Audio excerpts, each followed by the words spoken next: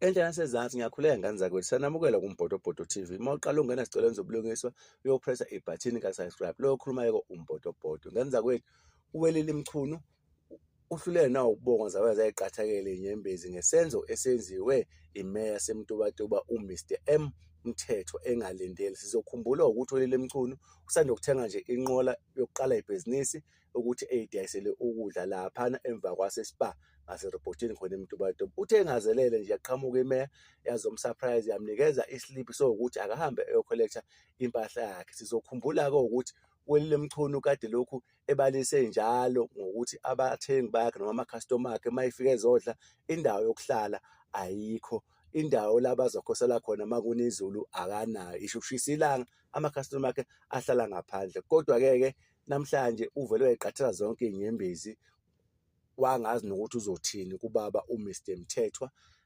ezomnikeza isliphu sokuqoqa noma sekuyolanda iy'mpahla zakhe. Kodwa leyo geqa amakhola sicela izwele nangu uWelile Mchunu.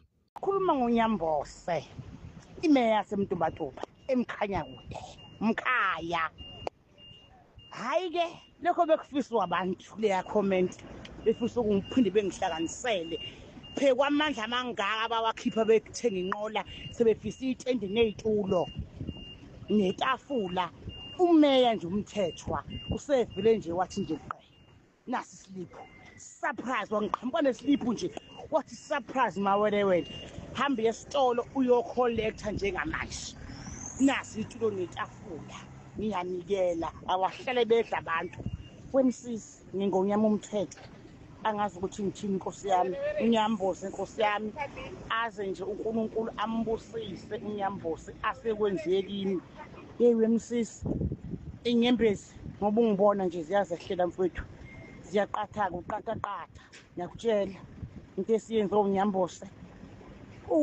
Nkosi yami, usuliwe manje inyembezi, sebezohlala abantu ama-celebrity ama efika umuntu encane nje uthe uzobuya, ngeke sami umuntu encane ngenyawo uzokhosela engashiswa ilanga.